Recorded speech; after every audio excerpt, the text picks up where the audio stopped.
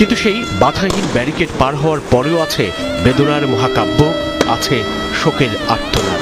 দুপুরের পর যাত্রাবাড়ি থানা ঘিরে ঘটে নির্মম গণহত্যা, আর আশুলিয়ায় নারকীয়ভাবে পুড়িয়ে মারা হয় 6 জনকে।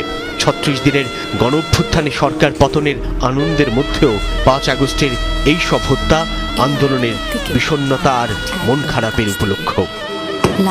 সরকার পদত্যাগের দাবিতে এক দফা, গণহত্যার বিপরীতে দাঁড়ানো দেশ যেন জ্বলন্ত আগ্নেয়গিরি, কেবল অগ্নুৎপাতের অপেক্ষায়।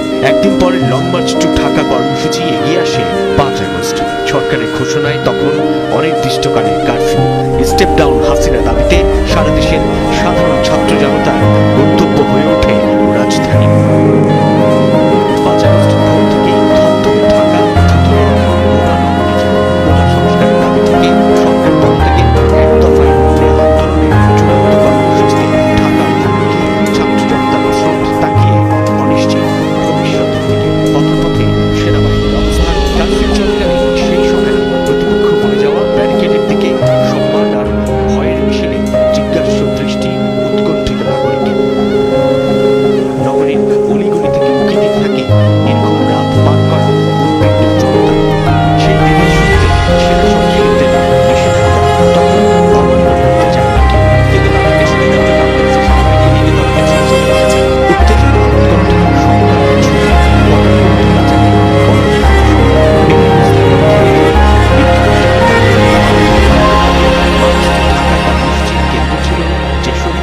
সকাল 8টার পরপরই কিছু সংখ্যক ছাত্র জনতা সেখানে জড়ো হওয়ার চেষ্টা করেন। আগে থেকেই অবস্থান নেওয়া বিপুল পুলিশ সদস্য তখন আগ্রাসী ভূমিকায় গুলি আর টিয়ার শেলে ছত্রভঙ্গ করে দেয় জনতার অবস্থান। বেলা 10টার পর পুরান ঢাকা থেকে রাজনৈতিক দলগুলোর শত শত কর্মী চানখারপুল নিমতলী এলাকায় জড়ো হয়, কিন্তু শহীদ মিনার থেকে ঢাকা মেডিকেলের সামনে দিয়ে গুলি করতে করতে এগিয়ে আসে হন্তারক পুলিশ।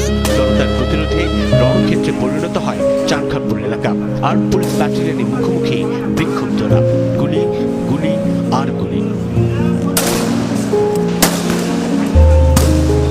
5 আগস্টের দিনেই কেবল চানখারপুলে পুলিশের প্রাণঘাতী অস্ত্রে প্রাণ যায় শহীদ আনাজ সহ 6 জনের।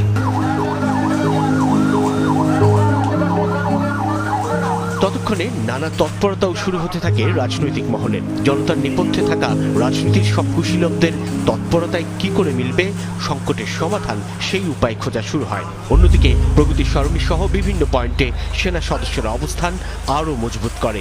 ওদিকে রামপুরায় ভিড় বাড়ে। এই অবস্থায় শহরের পূর্ব দিকে বিক্ষোভের নিউক্লিয়াস হয়ে ওঠে যাত্রাবাড়ি। ঢাকা চট্টগ্রাম মহাসড়ক দখলে নেয় সব শ্রেণী পেশার মানুষ। কে জানত 5 আগস্ট সেই যাত্রাবাড়িতে তখনও অপেক্ষা করছিল মধ্য দুপুরের বর্বরতা।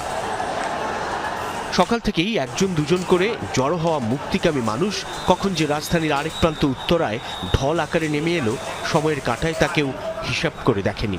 দিনের আলো যত স্বচ্ছ আর পরিষ্কার হচ্ছিল, সূর্য যত উজ্জ্বল আলো ছড়াচ্ছিল, ততই যেন মানুষেরই সৃষ্ট, মানুষেরই অংশগ্রহণের এক মহাপ্রলয়ের ইঙ্গিত স্পষ্ট হচ্ছিল ঢাকার প্রবেশ মুখগুলোয়। 5 আগস্ট বেলা 11টার আগ পর্যন্ত ধীরে ধীরে আওয়ামী লীগ সরকারের পদত্যাগের দাবিতে রাজধানীর ভেতরে ও চারপাশে এক হয়ে পথে নামা মানুষের উপস্থিতি বাড়তে থাকে। কিন্তু জনতার মূল বাধা ছিল তখনও পথে পথে সেই সাঁজোয়া যান আর সশস্ত্র সেনাবাহিনী।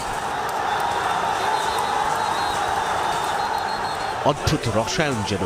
কারফিউ ভেঙে নেমে আসা ছাত্র নাগরিক দল সেনাবাহিনীর ব্যারিকেডের মুখে দাঁড়িয়ে অপেক্ষায়। তবে কি পরম বিশ্বস্ত সেনাদল মুখোমুখি হবে জনতার? কিন্তু সব শঙ্কা দূরে ঠেলে একসময় পরস্পরকে আলিঙ্গন করে নেয় সৈনিক জনতা। বেলা 11টার পর বন্দুক নয়, যেন গোলাপের তোড়া হাতে কুচকাওয়াজ করতে করতে সেনাবাহিনীর ব্যারিকেড সরে যায়। উত্তাল জনতার সুনামি ধেয়ে আসে ঢাকার রাস্তায়। গন্তব্য হয়ে ওঠে গণভবন আর সংসদ ভবন।